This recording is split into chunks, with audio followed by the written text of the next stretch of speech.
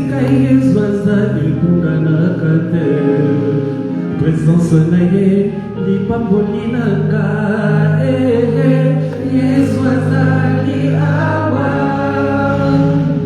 Yesu azali awa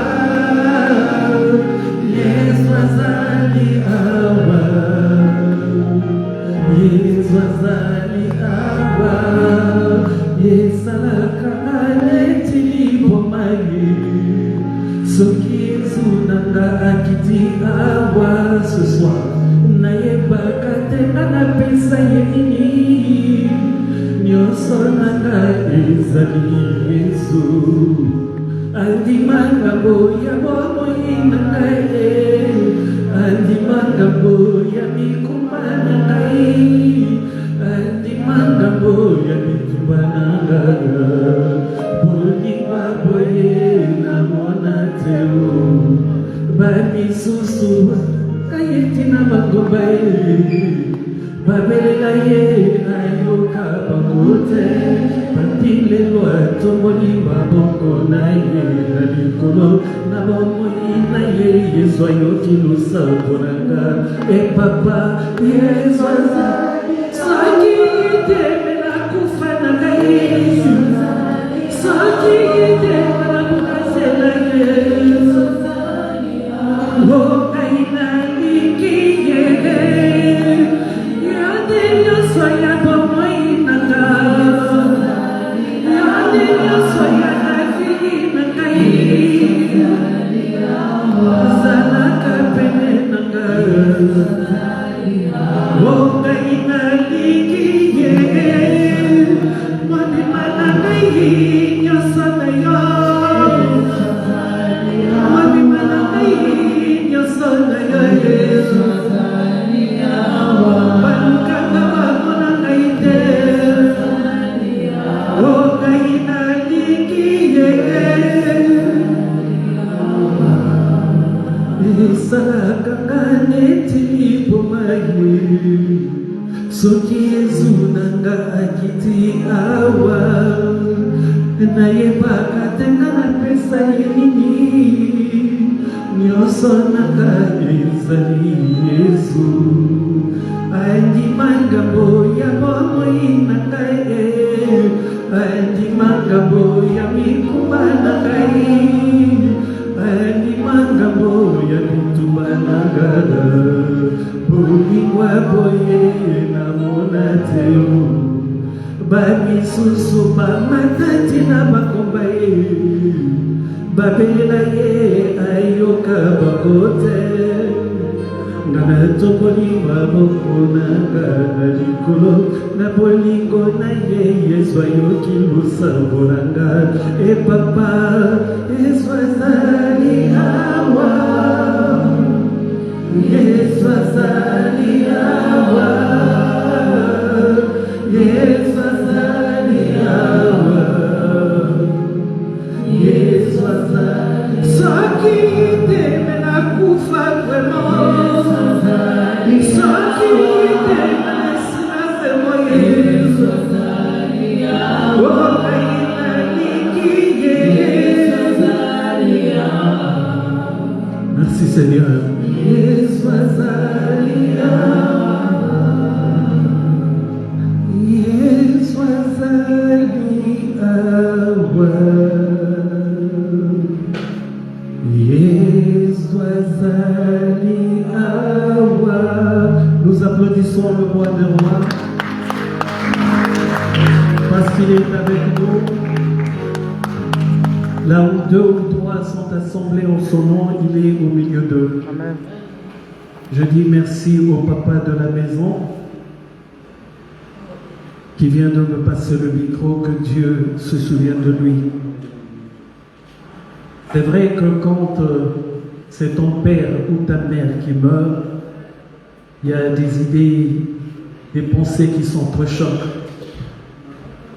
Et j'étais dans ma salle de bain, j'étais en train de me laver, et c'est là que Dieu m'a posé beaucoup de questions. Et j'aime le Seigneur parce qu'il ne t'apprend pas seulement les Écritures, il t'apprend aussi comment vivre dans la société. Alléluia. Le pasteur a parlé des choses qui arrivent, ce que nous subissons. Avant tout, je vais te dire ceci. Dieu m'a dit, depuis le temps que vous faites des retraits de deuil, depuis le temps que les gens meurent, vous revenez toujours au même point de départ. Quand il y a des retraits de deuil, il y a la prédication. Et le problème qui se pose après la prédication, on retourne toujours à nos travers. Alléluia. Marie-Louise, celle qu'on voit sur la photo, c'était ma mère, c'était notre mère. Je ne vais pas parler de Marie-Louise, tout simplement parce que elle est partie. Dieu m'a dit, tu leur parleras de moi. Est-ce que je parle à quelqu'un? Il m'a dit ceci. Quand une mère porte un enfant, cet enfant qui naît devient le témoignage de la mère. Amen. Donc moi, il y a Denis qui est là, Chantal qui est là, nous sommes le témoignage de Marie-Louise. Est-ce que je parle à quelqu'un? Alléluia. Puisque nous sommes le témoignage, nous devons témoigner de Dieu, parce que Dieu a déjà témoigné de Marie-Louise ce que nous sommes. Bon, je regarde vos yeux, j'ai l'impression que personne n'a compris. Alléluia. Alors je veux vous parler de Dieu, ce qu'il m'a dit de vous dire.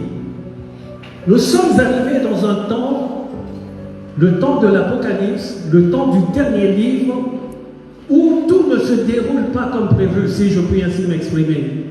Nous sommes dans un temps où nous voyons des choses, même dans des pensées folles, personne n'aurait pu imaginer des choses comme ça.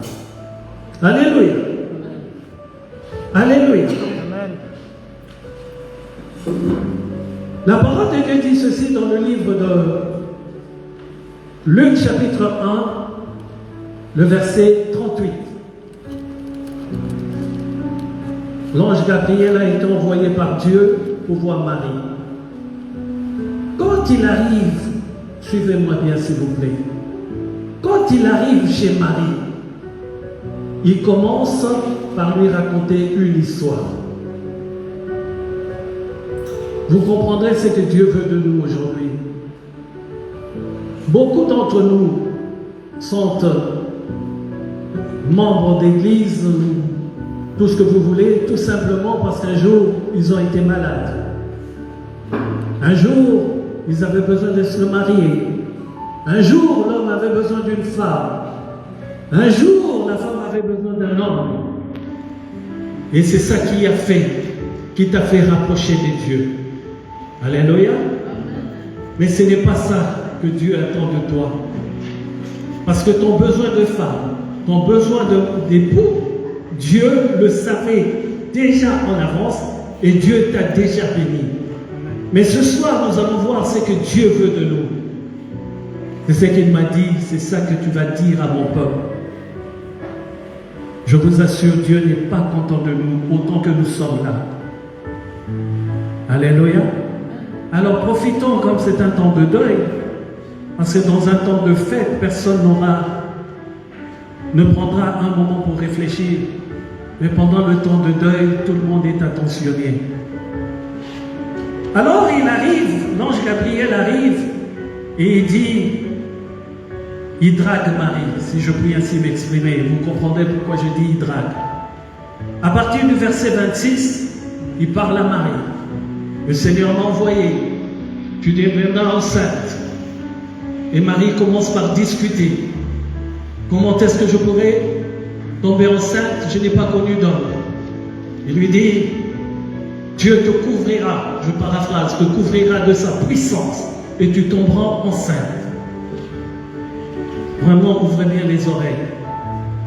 Mais ce qui est impressionnant, avant la fin du verset 38, Marie dit à l'ange qu'il en soit fait selon la parole que tu m'as annoncée. Oh, qu'il en soit fait selon la parole que tu m'as annoncée. Mais cette parole vient après quoi? Marie avait déjà un programme de mariage.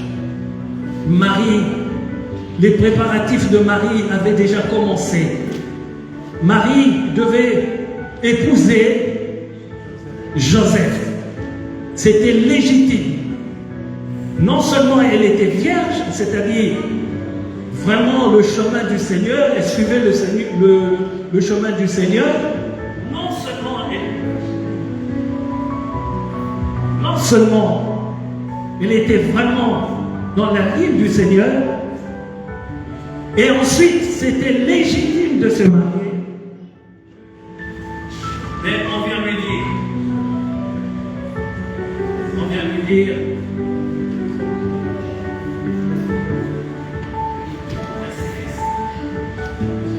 dire, non.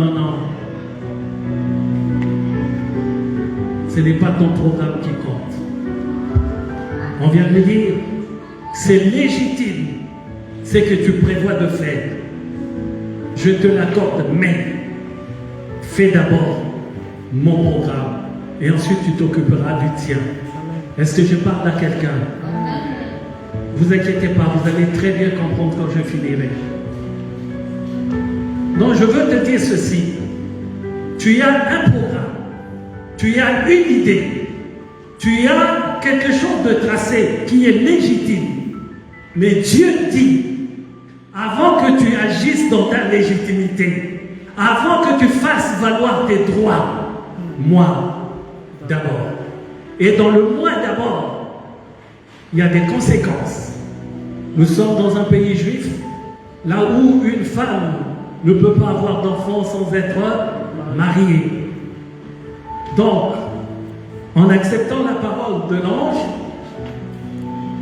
qu'est-ce qui va arriver? Elle va être lapidée. Elle accepte même la lapidation. Est-ce que je parle à quelqu'un? Alléluia. C'est son programme qui est légitime.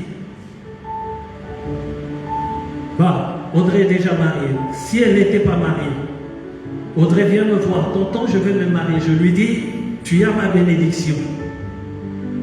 Moi, en tant que pasteur, j'ai dit, tu as ma bénédiction. Et demain, Audrey me dit, pasteur, puisque c'est son plan avec Dieu, elle n'a pas à me dire ce que Dieu lui a dit. Quand si je la vois demain grosse, entre-temps, moi j'ai déjà donné mon accord. Est-ce que vous voyez ce que ça va faire? Il y a un risque. Mais Audrey accepte le risque. Pour qui? Pour Dieu. Alléluia. Alors ce Dieu-là, il veut te faire comprendre quelque chose. Écoutez bien ce que je vais lire maintenant. Je vais dans le livre d'Ézéchiel. Ézéchiel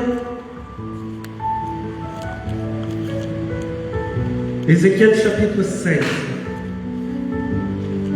Vous voyez, j'ai même tout noté avec un bout de papier rapidement. Ézéchiel chapitre 16. Écoutez bien ces deux versets. C'est extraordinaire. Vous comprendrez pourquoi j'ai dit l'ange est venu la draguer. Le verset 7 et 8. Écoutez ce que Dieu dit. Au verset 6, on dit, je passais près de toi, je t'aperçus, baigné dans ton sang, et je te dis, vis dans ton sang. Le Seigneur lui redonne la vie. Je te dis, vis dans ton sang. Écoutez la suite. Je t'ai multiplié par 10 milliers, comme les herbes des champs, et tu pris, écoutez bien, et tu pris de l'accroissement, tu grandis, tu devins d'une beauté parfaite, écoutez la suite, tes seins se formèrent, ta chevelure se développa, mais tu étais nul, entièrement nul, Je passais près de toi, je te regardais, et voici, ton temps était là, le temps des amours. J'étendis sur toi le pan de ma robe, je couvris ta nudité, je te jurai fidélité, je fis alliance avec toi, dit le Seigneur, l'Éternel, et tu fus à moi. Ça ne vous dit rien tout ça? C'est un homme qui parle à une femme. Vous n'êtes pas d'accord? Mais il parle à une femme. Quelle femme? Quand il dit, excusez-moi les mamans, quand il dit, mais c'est Dieu qui le dit, donc moi je ne fais que répéter. Quand il dit tes seins se sont formés, c'est-à-dire, il est en train de te dire, tu es arrivé à maturité. Alors ce soir, je suis venu te dire pourquoi Dieu m'a dit, il n'est pas content. Il me dit, vous faites des veillées et des veillées, mais vous en sortez vide. Pourquoi? Parce que nous n'avons pas encore compris qui nous sommes. Alléluia. Là, on nous arrive à maturité. Et cette femme à maturité, c'est qui? J'ai lu là sur le mur, j'ai souri. Alléluia. Je souris parce que j'ai vu Apocalypse chapitre 22, le verset 17. L'Esprit et l'Église disent, viens. Pourquoi n'ont-ils pas dit, venez? S'ils avaient dit, venez, c'est pour tout le monde. Mais quand il dit, viens, il s'adresse à une personne, la personne qu'il drague. Alléluia. Nous savons tous, quand on était jeunes, on a grandi, mais à la fin, il faut choisir une seule femme. Alléluia. Mais avant de choisir une seule femme, il y en a plein à droite et à gauche que tu regardes.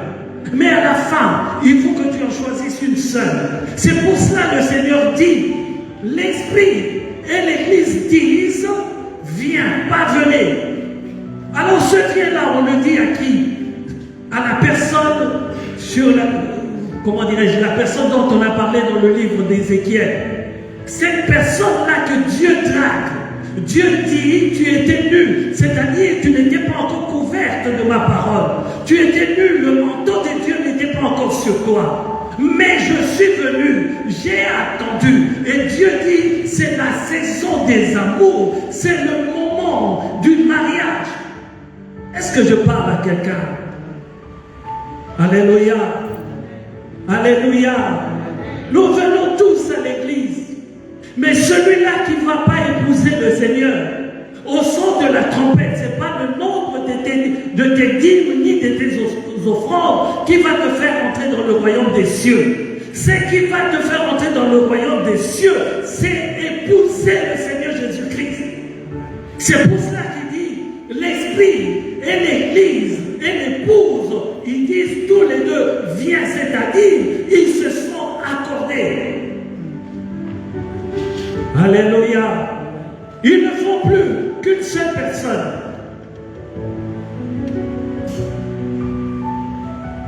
Est-ce que je parle à quelqu'un?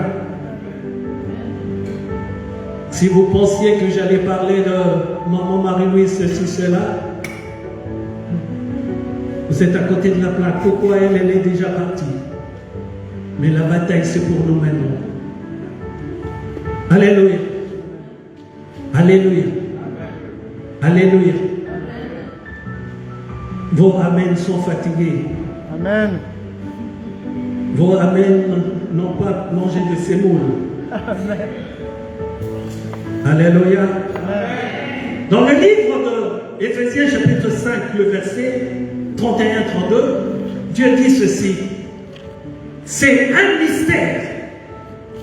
L'apôtre Paul dit, c'est un mystère. Je dis cela par rapport à Christ et à l'Église. Donc Dieu prépare une Église sans tache ni ride, une épouse parfaite. Dieu ne prendra pas une épouse fragmentée. Dieu me dit de nous dire tous, nous sommes fragmentés. C'est-à-dire une partie de nous reçoit le Seigneur, mais une autre partie aime tellement le monde. Une partie de nous accepte, sait au plus profond de lui que Jésus-Christ est Seigneur. Mais une autre partie de nous se dit, j'accepte, Dieu m'aime, j'ai encore le temps de faire ceci ou cela. Mais je peux te dire une chose, même si l'on savait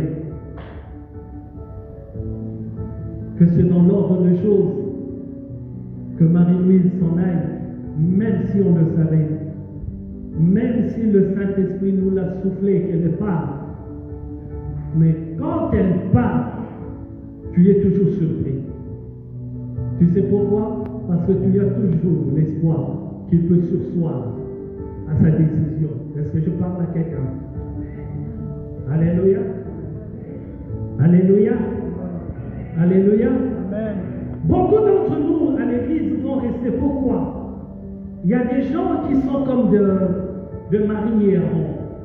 Mais souvenez-vous de ce que Dieu dit. Quand Marie se lève contre Moïse, il dit ceci. Quand je vous parle, à toi, Aaron, à Marie, c'est par des songes et des rêves. Mais quand je m'adresse à Moïse, vous connaissez la suite? Bouche à bouche. Dieu nous donne toutes les expressions dans la Bible pour que nous comprenions. Mais nous regardons ailleurs. Que veut dire bouche à bouche? Alléluia. Que veut dire bouche à bouche? C'est-à-dire qu'il est en train de nous dire, il a une intimité telle avec Moïse, mais Marie et Aaron sont aussi des prophètes, mais ils n'ont pas cette intimité avec Dieu. C'est ça qu'il veut dire.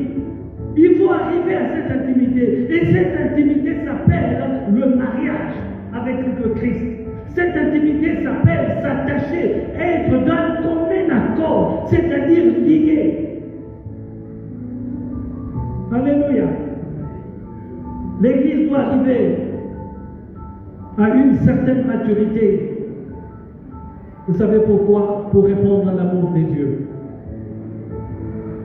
J'ai tellement de passages à donner, mais ce n'est pas comme un jour de prédication, si je puis ainsi m'exprimer. Mais je suis venu réveiller votre esprit. Je vous en conjure. Je pensais, moi, parler de ceci ou cela, mais il me dit non. Il me dit clairement qu'il n'est pas ton temps.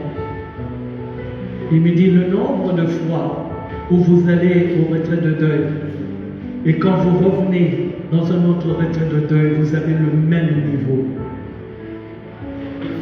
On est arrivé à un moment où le Seigneur se désole. Alléluia. Le Seigneur se désole. Pourquoi? Ces enfants ne sont que là avec la main tendue pour demander, et ensuite ils ferment la main quand ils ont reçu. Mais Dieu me dit de te dire, tout ce que tu demandes à la croix, il a déjà crié, tout est accompli. Donc tout ce qu'il a accompli à la croix, c'est fait. Ce n'est plus une question qu'il fasse, il a déjà fait. Mais il attend de toi que tu arrives à son niveau d'amour. Alléluia. Quelque part dans la Bible, c'est écrit, donner sa vie, il a donné sa vie pour nous. Donc l'amour de Dieu, c'est synonyme de donner. Amen. C'est synonyme de... Je vais vous donner un dernier exemple. Quand Abraham reçut l'ordre de sortir de son pays, de la maison de son père, n'a-t-il pas obéi? Je vous pose la question s'il y a des lecteurs de la Bible ici. Dans le livre de Genèse, quand Dieu ordonne à Abraham de sortir, est-il sorti, oui ou non? Vous avez peur? Vous inquiétez pas, je ne vais pas prendre le stylo rouge pour mettre des notes, non. Je repose la question. Quand Dieu a ordonné à Abraham de sortir du pays, de la maison de son père, du pays de sa naissance, a-t-il obéi, oui ou non? Oui. Amen. Maintenant, dites-moi, quand il a obéi, on arrive maintenant dans le livre de Genèse chapitre 22. La parole de Dieu nous dit, Dieu le mit à l'épreuve. Mais est-ce que Dieu n'a-t-il pas regardé l'obéissance d'avant? Mais quand il est sorti vainqueur de l'épreuve, qu'est-ce que Dieu dit? Je sais maintenant que tu crains Dieu. Oh, vous n'êtes pas là. Si Dieu dit, je sais maintenant que tu crains Dieu, c'est que avant tu aimais Dieu, mais tu ne le craignais pas encore. Est-ce que je parle à quelqu'un? Et lisez bien cette parole. Quand cela se termine, il dit, je le jure par moi-même. Tout ce que je t'ai dit, je l'accomplirai. Je paraphrase. Alléluia. Alléluia. Donc nous avons beau partir tous à l'église. Nous avons beau nous mettre debout pour parler de Dieu. Nous avons beau d'être là tous les dimanches. Mais si nous n'épousons pas le Seigneur Jésus-Christ, si nous restons dans notre position, seulement la main tendue pour recevoir, au son de la trompette, nous resterons certainement, car Dieu n'a pas besoin des gens qui demandent, puisqu'il a déjà tout donné. Dieu a besoin de gens qui donnent leur cœur. Si tu lis le livre d'Ézéchiel, tu lis le livre de Galates, il est en train de craquer, il est en train de dire des belles paroles. Reviens dans le livre de Psaume. Il est en train de parler comme quelqu'un, un homme qui parle à une femme. S'il parle comme si un jeune homme parlait à une jeune dame, c'est qu'il a envie que tu sois, lui, que vous soyez, oh, l'homme quittera son père et sa mère, s'attachera, et les deux deviendront. C'est la même chose que j'ai lu là. Apocalypse 22, verset 17. L'esprit et l'épouse disent, les deux deviennent une même chair. Amen, amen. Amen, amen. Tu ne peux pas prétendre au royaume de Dieu de la manière dont tu marches. Je te le dis, mais j'ai mal au cœur. Il m'a dit, tu ne dis rien d'autre que ce que je te dis de leur dire. Parce que Dieu nous regarde, mais il est mécontent de notre comportement, il est mécontent de notre façon de fonctionner. Beaucoup d'entre nous pensent, parce qu'ils ont payé leur dîme, le tour est joué. Beaucoup d'entre nous pensent, parce que Dieu leur a béni pour un mariage, pour un appartement, pour des enfants, ils pensent qu'ils sont déjà au ciel. C'est pas vrai. Ça, ce sont des bénédictions que Dieu nous a données pour la terre. Mais pour ce qui est du ciel, nous avons vu dans le livre d'Ézéchiel, Dieu est en train de nous draguer. Et comme il draguait Marie, il faut que tu donnes la réponse. Marie dit qu'il en soit fait selon la parole que tu m'as ramenée. Alléluia. Mais souvenez-vous, Marie avait déjà un programme. Marie avait déjà un programme. Toi aussi, mon frère et ma soeur, tu as déjà des programmes. Tu as déjà des... Mais Dieu me dit de te dire, tes programmes, laisse-les pour le moment. Occupe-toi du programme de Dieu. Que Dieu vous bénisse et qu'il me bénisse moi-même au nom du Seigneur Jésus-Christ. Amen. Et on se dit à la prochaine.